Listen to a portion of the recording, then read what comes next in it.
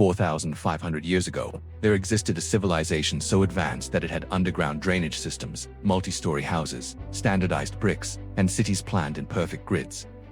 A civilization without grand palaces, without massive statues of kings, without obvious signs of dictatorship, yet it thrived for centuries.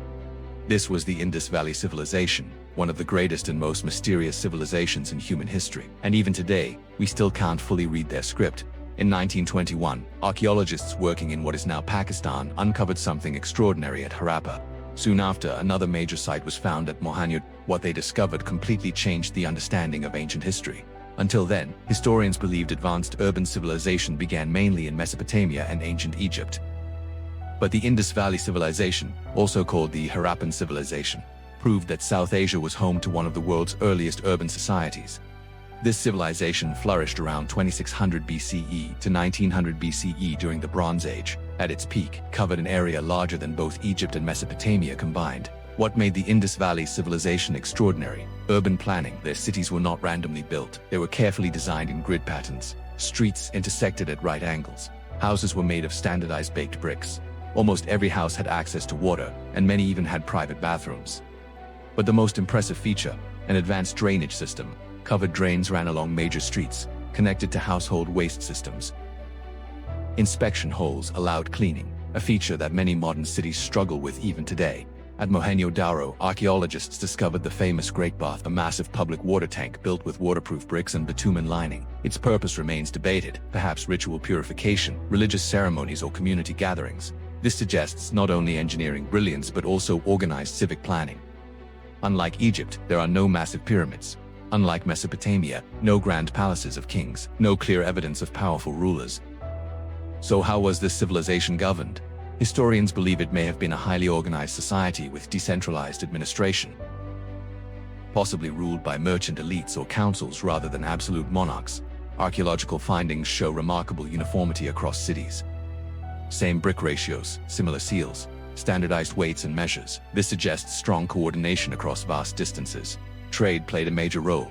Indus merchants traded beads, cotton textiles, pottery, and precious stones. Evidence shows trade links with Mesopotamia, where Indus seals have been found. The people of this civilization were skilled artisans, masters of beadmaking, metallurgy, and craftsmanship. One of the most iconic discoveries is the bronze statue known as the Dancing Girl, a small but powerful sculpture showing confidence and artistic sophistication.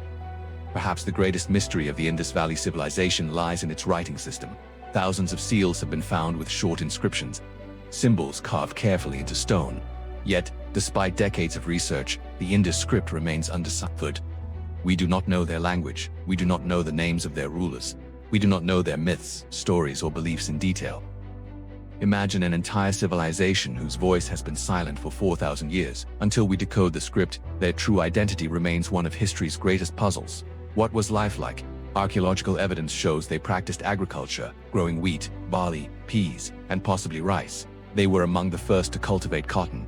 They domesticated animals, cattle, sheep, goats, toys, terracotta figurines, board games, and jewelry have been found, showing a vibrant daily life. Their cities included granaries for food storage. Public wells provided clean water, and remarkably, there is very little evidence of large-scale warfare. Few weapons, no grand battle murals. This suggests a relatively peaceful society, though historians still debate this. Around 1900 BCE, the civilization began to decline. Cities were gradually abandoned. Urban systems broke down. Why? There is no clear evidence of invasion.